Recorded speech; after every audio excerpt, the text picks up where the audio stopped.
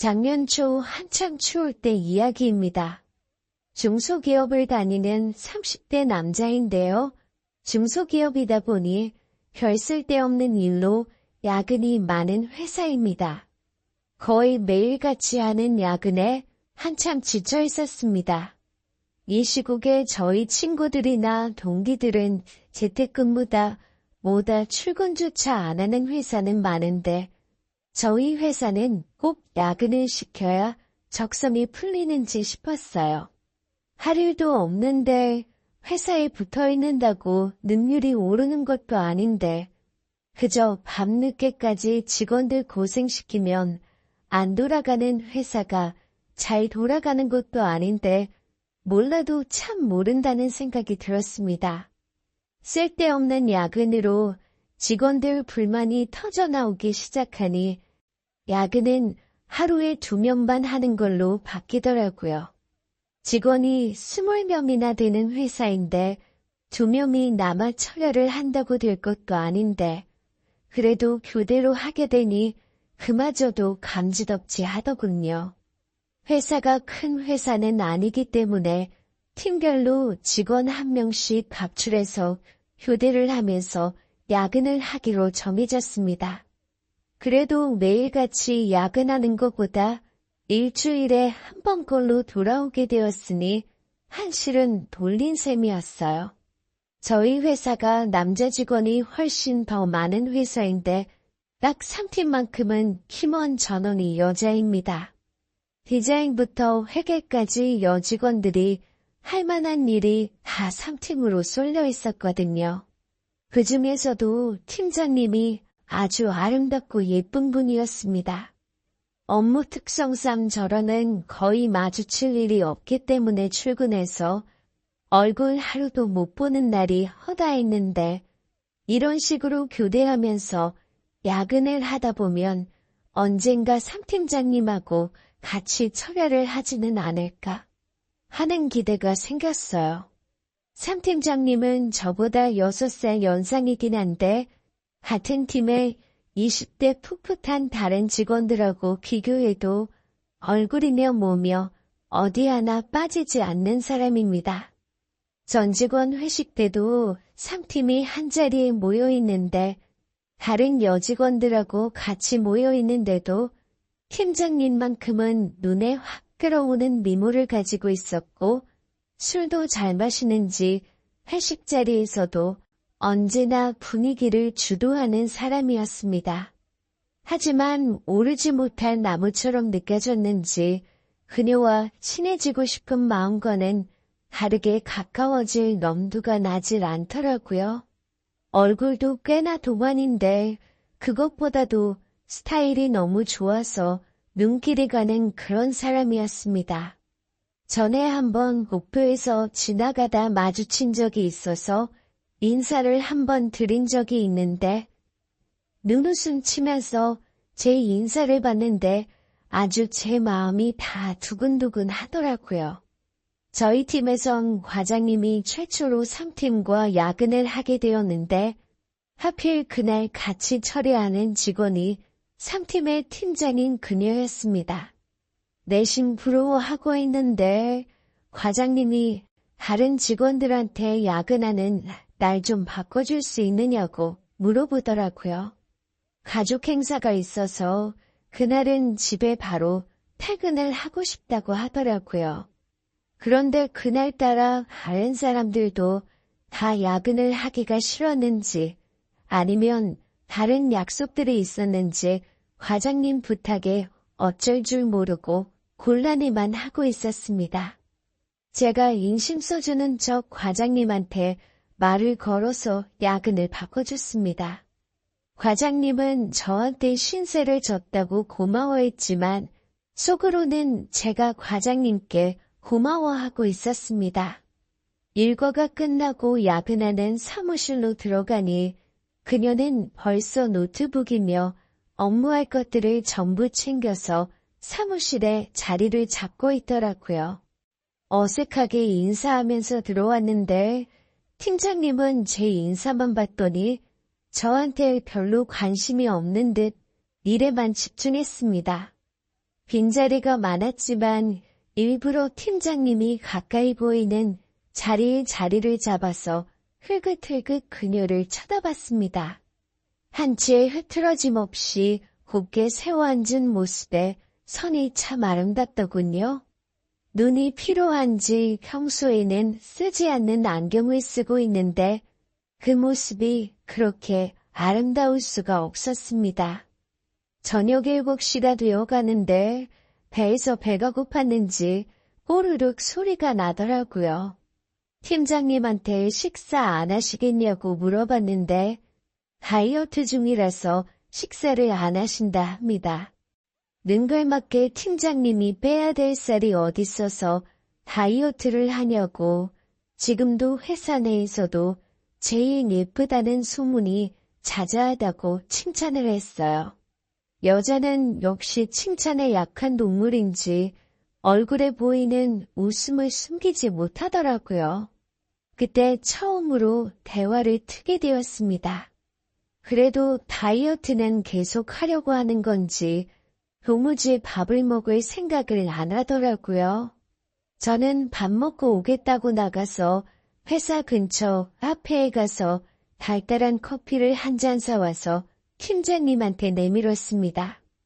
다이어트도 좋지만 늦게까지 일하시는데 빈속이면 힘드실 거라고 커피 먹기에는 늦었지만 이거라도 드시라고 했더니 좋다고 넙죽 받으셨어요. 일부러 할 줄 아는 일이라도 모르겠다며 그녀한테 질문을 했는데 그녀가 가까이 다가와서 허리를 숙이면서 머리카락을 귀 뒤로 넘기며 제가 물어보는 것들에 대해서 하나하나 답변을 해주는데 정말 은은히 퍼지는 화장품 냄새와 향수 냄새 때문에 그녀가 대답해주는 건 하나도 들리지가 않더라고요. 정말 점점 더 그녀에게 끌리기 시작했습니다. 아무튼 그날 팀장님하고 조금 가까워졌는지 다음 날에 인사를 하니 매번 미소로만 인사를 받았는데 김某某 씨도 안녕하세요 라고 제 이름을 부르며 인사를 받아주더군요. 너무 기분이 좋았습니다. 회사에서 친하게 지내던 직장 동료도 무슨 방법을 써서 저 콧대 높은 3팀장한테 인사까지 받는 사이가 되었냐면서 부러워하더라고요. 그 말에 저도 우스개졌습니다. 아무튼 그날 철야 인원 현황판을 보고 있는데 이상한 점이 눈에 띄더라고요. 3팀이 야근하는 날에는 3팀 직원들은 한 명도 없고 전부 팀장님의 이름만 적혀 있었습니다. 아무래도 직원들이 전부 젊은 여직원이다 보니 야근하는 걸 싫어해서 그녀가 팀장이기 때문에 총대를 메고 야근을 독박을 썼다는 생각이 들더군요. 그걸 눈치챈 순간 저도 가만히 있을 수만은 없었습니다. 저도 직원들한테 이야기를 했어요. 앞으로 3팀이 야근하는 날에는 제가 전부 야근을 하겠다고요. 팀원들한테는 이 사실을 3팀장님께는 비밀로 해달라고 했고 제가 야근을 대신 해준다고 하니 팀원들도 적극적으로 협조해주기 시작하더군요. 그렇게 몇 번을 팀장님과 매번 야근을 하게 되니 제가 고의로 그녀와 같이 철회를 하기 위해 회사에 남는다는 사실은 눈치가 아무리 없는 사람이라도 알았을 것입니다. 아니나 다를까 그녀도 매번 야근할 때마다 제가 같이 있다는 사실을 눈치챘는지 저에게 점점 마음을 열기 시작했어요. 금요일 저녁 야근이 끝나고 막차가 끊기기 전에 퇴근을 하는데 그녀가 저번에 제가 커피를 사준 게 기억이 난다며 그때 잘 마셨다고 보답을 하고 싶다고 불금이라 술이 땡기는데 시간 되면 저보고 술이나 한 잔 같이 하지 않겠냐고 하더라고요. 거절할 이유가 없어 굉장히 신이 난 채로 회사 근처에 있는 번화가로 향해 술을 마시러 갔는데 아플싸. 영업 제한 때문에 10시면 전부 문을 닫는다는 사실도 모르고 혼자 신나가지고 그녀를 데리고 나왔던 거죠. 이걸 어떡하죠? 하면서 당황하고 있는데 그녀가 저한테 웃으면서 김대리님은 용의주도한 사람인 줄 알았는데 생각보다 허술한 면이 있다면서 눈웃음을 치더군요. 그녀는 이미 영업 제한 때문에 이 시간이 되면 술집들이 전부 문을 닫는다는 사실을 알고 있었던 거죠. 저보고 따라오라고 하는 말에 그녀 귀를 쫄래쫄래 쫓아갔더니 다다른 곳은 다른 곳이 아니라 회사 근처 번화가 느슨한 곳에 있는 숙박업소촌이었습니다. 보는 눈이 있을 테니까 저보고 먼저 들어가서 방을 잡아놓으라고 하더라고요. 자기는 근처 편의점에서 간단한 먹을거리랑 술 몇 병 사가지고 따라 들어간다고요. 밤이 혼자 들어가니 이게 무슨 일인가 싶고 심장이 터질 것만 같더라고요. 상상으로만 그리던 상황이 눈앞에 펼쳐지고 있었으니 말입니다. 혼자 침대 위에 걸터 앉아 고민하다가 에라 모르겠다 하고 먼저 샤워를 했습니다.